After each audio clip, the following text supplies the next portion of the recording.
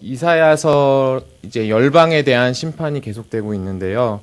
그 이사야서 13장으로부터 시작된 그 열방의 심판의 예언은 오늘 23장에서 마무리가 됩니다.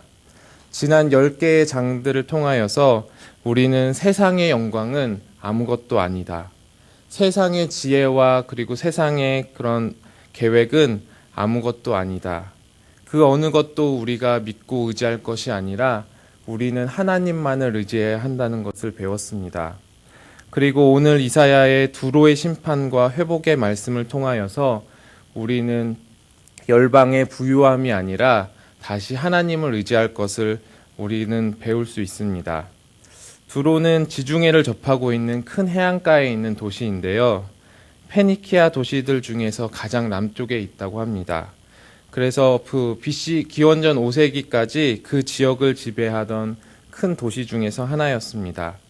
페니키아인들은 어디를 가든지 그 지역을 자신의 식민지로 삼음으로 말미암아 항해술과 무역을 통하여서 이렇게 두로는 그 지중해 연안을 이렇게 패권하는 그 상업적인 부를 획득하는 그런 나라가 되었습니다. 그러나 이런 두로의 부유함과 그리고 영광도 영원하지 못했습니다. 우리 1, 2절을 다시 한번 읽어볼까요? 두로에 관한 경고라, 다시스의 배들아, 너희는 슬피 부르짖을지어다. 두로가 황무하여 집이 없고 없음이요, 이 소식이 깊진 땅으로부터 그들에게 전파되었습니다. 바다에 왕래하는 시돈 상인들로부터 말미암아 부여하게 된 해변 주민들아 잠잠하라. 여기서 나온 이제 다시스라는 곳은 스페인의 그 남부 해안에 있는 지브랄타라고 이제 많은 학자들은 추정을 하고 있습니다. 그래서 이렇게 예루살렘 근처에 있는, 이스라엘 근처에 있는 그 두로가 그 멀리에 있는 스페인의 그 지중해 끝에 있는 스페인에 이르기까지 이렇게 식민지를 개척하고 또 그 식민지로부터 이렇게 금속들을 수입해서 그것들을 이렇게 또 그 주변의 국가들에게 팔면서 이렇게 무역을 통해서 큰 부를 획득한 것을 볼 수 있습니다. 이처럼 다시스의 배는 먼 거리를 항해할 수 있는 큰 배들을 의미하는데요. 이 두로의 배들은 구브로 섬을 이제 항해하다가 그 구브로 섬의 항구에 들어갔는데 거기서 이제 청천벽력 같은 그런 소리를 듣는 것입니다. 그들이 떠나왔던 그 두로가 완전히 황폐해져서 폐허가 되었다는 것입니다. 이제 그들이 돌아갈 고향이 한순간에 없어진 것입니다. 이러한 두로의 멸망은 우연한 것이 아니라 하나님이 계획하신 것이었고, 그들의 그 멸망의 원인은 교만으로부터 온 그 부요함에서부터 시작된 교만이었습니다. 우리 8, 9절을 새 번역 성경은 다음과 같이 이야기하고 있습니다. 빛나는 왕관을 쓰고 있는 두로, 그 상인들은 귀족이요, 그 무역상들은 세상이 우러러보던 사람들이었는데 두로를 두고 누가 이런 일을 계획하겠느냐. 그 일을 계획하신 분은 만군의 주님이시다. 온갖 영화를 누리며 으스대던 교만한 자들을 비천하게 만드시고 이 세상에서 유명하던 자들을 보잘것없이 만드시려고 이런 계획을 세우셨다. 마치 금빛 왕관을 쓰고 있는 것 같은 그 부요함의 상징인 두로, 거기에 있는 상인들은 귀족처럼, 마치 자신이 귀족이 된 것처럼 거들먹거리면서 윽쓱대기 시작합니다. 그리고 그들이 가지고 있는 그 부요함을 통하여서 많은 사람들이 그들에게 주목하고 그들에게 아부를 하며 이렇게 그들을 이렇게 섬기려고 하는데, 감히 이러한 두로를 두고 이러한 일을 할 수 있겠느냐는 말씀입니다. 현대에도 이러한 부의 향연은 계속되어지는 것 같습니다. 요즘 이제 드라마 같은 거를 이제 많이 보면 그 드라마의 남자 주인공들이 대부분 이제 재벌들이 많더라고요. 가난하고 어려운 환경 속에서 열심히 살아가던 여자 주인공이 이렇게 어떤 우연한 계기를 통하여서 이제 남자 주인공을 만나게 되었는데, 이제 알고 보니까 그 남자 주인공이 이제 재벌 2세, 아니면 또 재벌 그 기업의 오너였다는 그런 흔한 스토리입니다.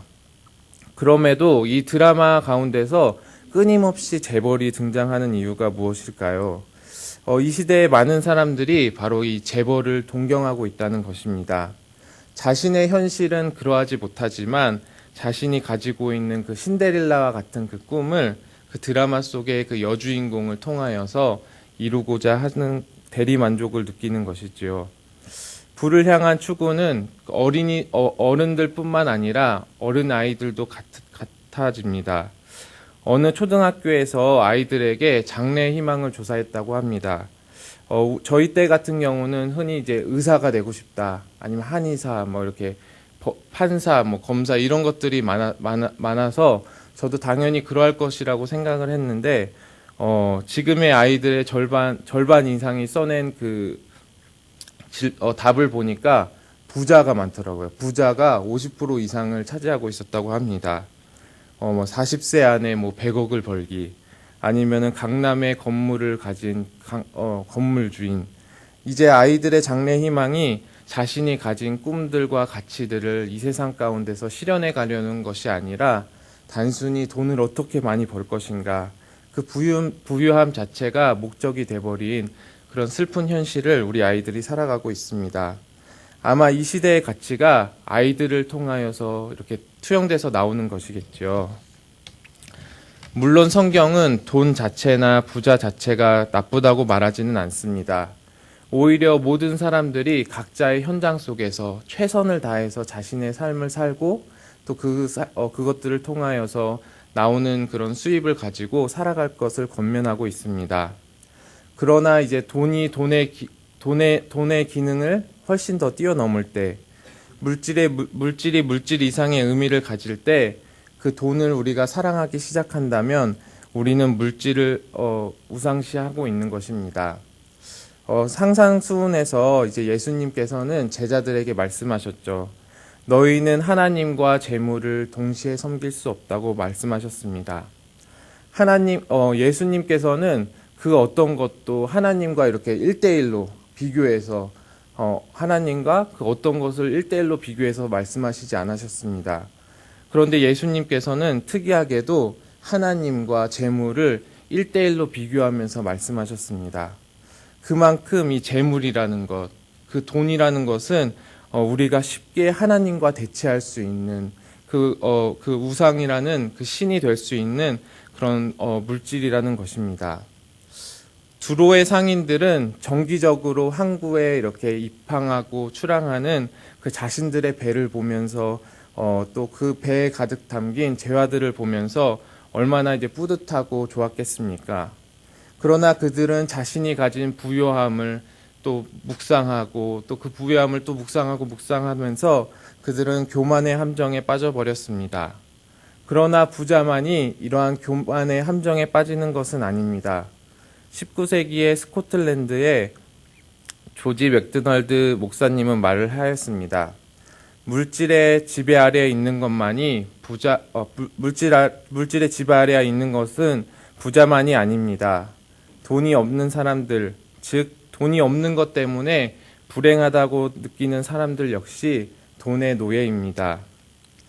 부요함으로 인한 교만은 우리가 무엇인가 많이 가진 사람들만 조심해야 될 것이다 이렇게 생각하지만 그거 물질의 양과 상관없이 우리가 돈에 얼만큼 기대어 있는가 그거에 달려 있습니다. 만약 오늘 우리가 물질이 부족해서 내가 행복하지 못하다, 내가 불행하다고 느끼고 있다면, 그리고 행복의 기준을 오늘 돈이 있고 없고를 따라 결정된다면 어쩌면 우리는 돈을 사랑하고 있고 돈을 우상으로 여기고 있는지도 모릅니다. 하나님께서는 이사야를 통해서 두로를 향한 심판과 회복을 예언하게 하심으로써 두로 사람뿐만 아니라 유다 백성들에게도 세상의 부유함은 아무것도 아님을, 그리고 오직 자기만을 의지할 것임을 말씀하십니다. 그리고 오늘을 살아가는 우리 하나님의 자녀들에게도 동일하게 말씀하고 계십니다. 세상의 부유함을 부러워하지 말고 하나님께 자족하는 마음을 가지라는 것입니다.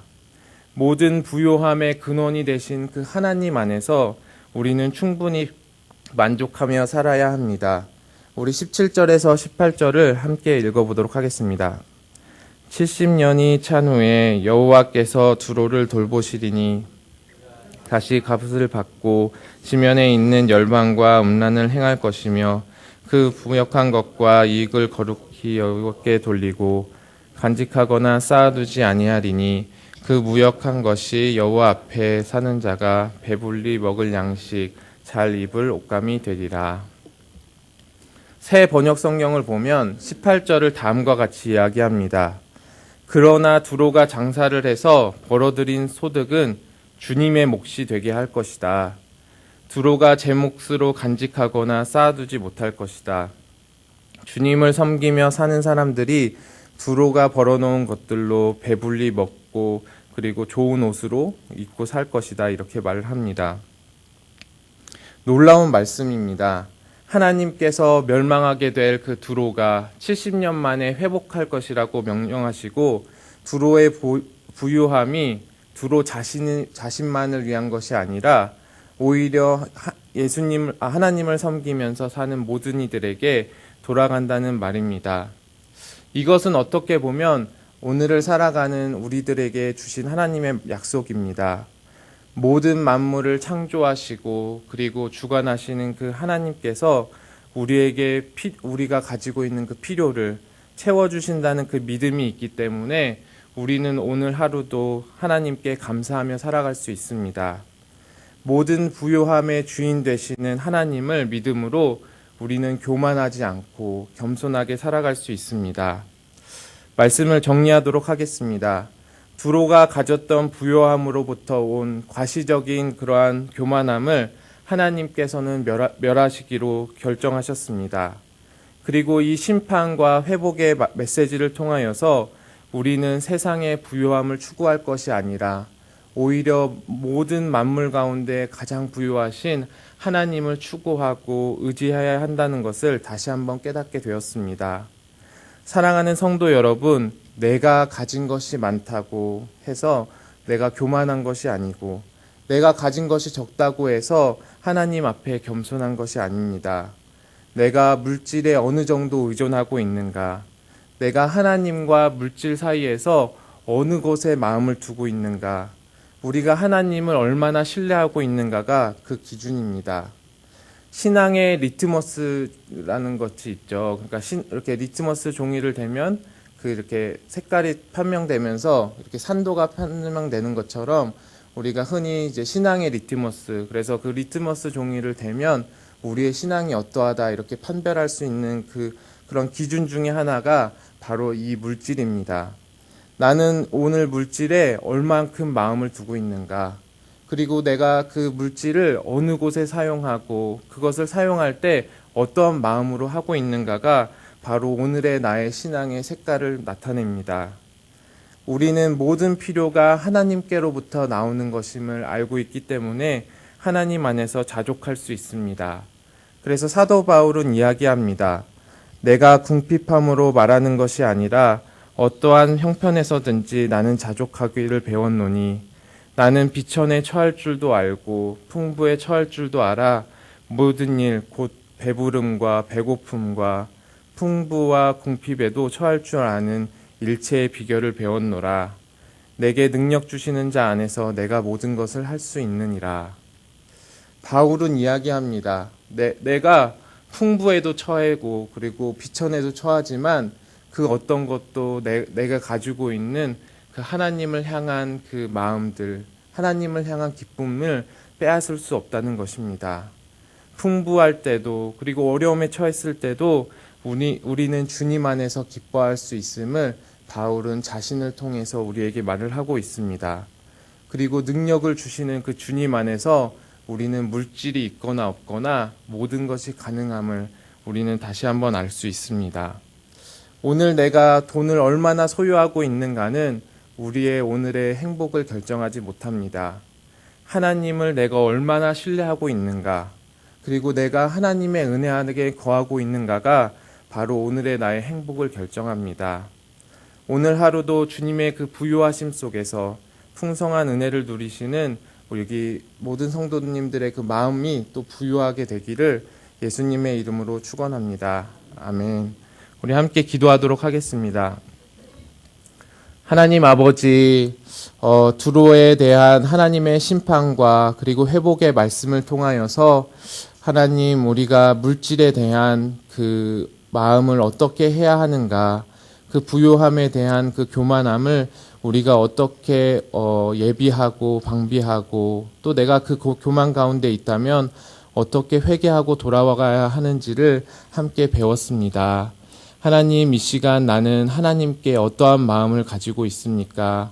하나님을 의지하고 있는가?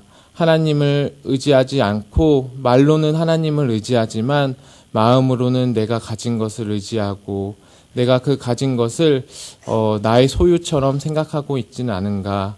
하나님, 다시 한번 돌아봅니다. 하나님, 이 시간 하나님께 우리의 마음을 드리길 소망하오니 하나님, 우리의 마음이 주님 교만하여져 있다면 아버지, 그 교만한 마음을 낮추어 주시고 하나님께서 주시는 그 부요함과 하나님께서 주시는 커다란 은혜로 우리 마음을 채워주셔서 제가 비천에 처할 때나 아니면 풍부에 처할 때나 그 모든 상황들 속에서 주님 한 분만 계시면 내가 만족할 수 있습니다. 주님 한 분만 계시면 나도 오늘을 충분히 행복하게 살아갈 수 있습니다. 고백하는 저와 성도님들이 될 수 있도록 주님께서 함께해 주시옵소서.